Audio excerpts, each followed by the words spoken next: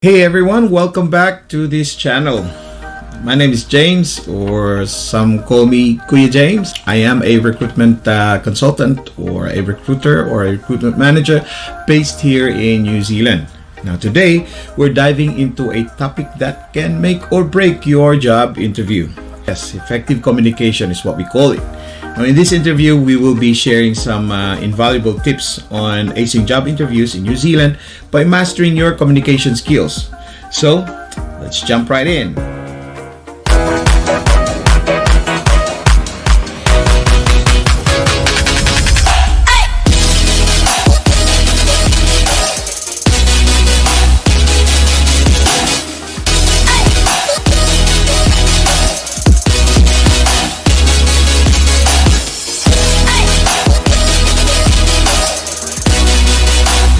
Welcome back. Now, job interviews in New Zealand are not just about your qualifications and experience. They heavily rely on how well you communicate and connect with your potential employer. Your communication skills play a crucial role in leaving a lasting impression and securing that job offer.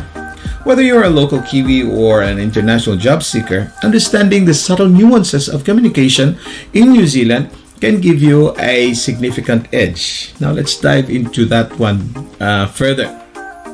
Okay, so understanding cultural nuances. New Zealand has a unique blend of cultures, predominantly influenced by Maori and British traditions. Therefore, understanding cultural nuances can significantly improve your chances in an interview setting. Kiwis value humility, honesty, and a can-do attitude. They tend to favor a conversational style that is both professional and approachable. Avoid appearing overly aggressive or boastful about your achievements. Instead, focus on presenting your skills and experiences in a humble yet confident manner. Now, how do you prepare for the interview? Preparing for interview. Preparation is key to effective communication. You can start by researching the company you are applying to. Understand their values, culture, and specifics of the job role. Tailoring your responses to align with the company's ethos can demonstrate that you are a well-informed candidate and increase your chances of creating a positive impression. Here's another thing that you need to look into is what we call the language and tone. Now, Kiwis have a particular way of speaking that is friendly and straightforward. Use clear, concise language and avoid jargon unless it is specific to your industry and role. Also, be mindful of your tone. A warm, friendly, and slightly informal tone can work wonders, but ensure it remains respectful and professional. Another thing that you would be looking into is the body language. That's what we call the nonverbal communication. It is just as important as your words. Show confidence through your posture. Sit or stand up straight, maintain a good eye contact, and offer a firm handshake. Use gestures subtly to emphasize points, but be careful not to overdo it. A genuine smile can, like this, also help create a positive connection. Another thing to look into is listening skills. Effective communication is a two-way street. It is not just about speaking well, but also about listening actively, not to show you are engaged, and be ready to ask follow-up questions based on what the interviewer has said. This shows that you are attentive and genuinely interested in the conversation. This is my favorite part, the storytelling. One powerful way to communicate your experience and skills is through storytelling. Relate your past work experiences in a narrative form. It helps to make you more memorable and connects your background to position you're applying for. The interviewer or the recruiter is going to remember stories. Oh, this is the guy that did this, and stories are very powerful. Now, here's what you can do. You are going to outline challenges you faced, actions you took, and the results of those actions. This is really good structure. This structure is commonly known as the STAR, or the situation, task, action, and result method. Now, this ensures your stories are coherent and impactful. Let me give you an example. This is really good, a really good one, right? Okay. I'll continue to do the situation, task, action, and results. Okay. Now, In my previous role as a secondary teacher at XYZ High School, I taught a class of 10th grade history students. Midway through the school year, I noticed that a significant portion of the class was struggling with the material and underperforming on their assignments. Now, additionally, student engagement in lessons appeared to be low. Now, my task was to identify the reasons behind the students' struggles, develop a strategy to improve their understanding and performance, and increase an overall engagement in the classroom. Now, the action is to address these issues. I took several steps. One is assess the understanding. I began by conducting informal assessments and one-on-one conferences with students to understand their college, their specific challenges and learning preferences. I also reviewed their previous assignments and exams to pinpoint common areas of difficulty.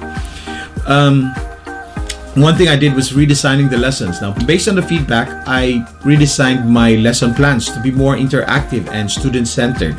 I incorporated a variety of teaching methods such as group discussions, hands-on activities, multimedia presentations, and real-life case studies related to the historical events we were studying. I organized after-school tutoring sessions twice a week for students needing additional help and encouraged them to attend. I also provided additional resources such as reading materials and online exercises for practice at home. I reached out to parents to discuss their children's progress and provide them with strategies to support learning at home. I also sent regular progress and updates and organized parent-teacher meetings to maintain open communication. To boost engagement, I incorporated gamification elements into this classroom, such as history quizzes with rewards and group competitions. I also aligned some projects with students' personal interests to make the content more relatable and interesting. Now, what's the result? Within a few months, I noticed a marked improvement in student engagement and performance. The average test scores of class increased by 20%. Many students who had previously struggled began to participate more in class and showed increased enthusiasm for the subject. Additionally, the after-school tutoring sessions were well attended and parent feedback was overwhelmingly positive. As a result, student confidence grew and classroom environment became more dynamic and collaborative. This example demonstrates your ability and address learning challenges. Adapt teaching methods to meet students' needs, involve parents in educational process, and increase the student engagement, which is really good. Now, these are the key qualities for a successful secondary teacher. Do you like the story? Yeah, I like them too. But anyway, to continue, here's another one. Show genuine interest. Interviewers look for candidates who are genuinely interested in their company and the role being offered. You come prepared with a thoughtful question that reflects your interest and enthusiasm. Ask about company culture and the team you'll be working with, or the future projects you might be involved in. This not only shows your keenness but also helps you gather information to determine if the company is a good fit for you. Creating a lasting impression is another thing. A key moment in the interview is when you get the opportunity to ask questions or share your thoughts at the end. Use this time wisely, summarize your key strengths, and reiterate your enthusiasm for the role. And a thoughtful thank you note post-interview can also leave a lasting impression and reiterate your interest in the role. Another thing that you need to do, you must do, it is a must, is to what? Practice, practice, and practice. Finally, the importance of practice cannot be overstated. Conduct mock interviews with friends or mentors. Record yourself to improve your speech and body language and fine-tune your responses. Remember, the more you practice, the more confident and composed you'll appear during the actual interview. In conclusion, mastering effective communication is the secret sauce to unlocking job opportunities here in New Zealand. By implementing the tips discussed today, you'll be better equipped to navigate job interviews with confidence and professionalism. Remember, Practice makes progress, and progress leads to perfection. Your communication prowess can be the key differentiator that sets you apart from the candidates and lands you that dream job. Before we wrap up, don't forget to hit that like button and subscribe to our channel for more valuable tips. I also have a link of my ebook about interview questions and insider tips. If you could get those links, it's probably just a cup of coffee, worth a cup of coffee, $2.99. Yeah, it could also help me, encourage me to do more videos like this. We encourage you to put these communication tips into practice and share your experiences in the comments below.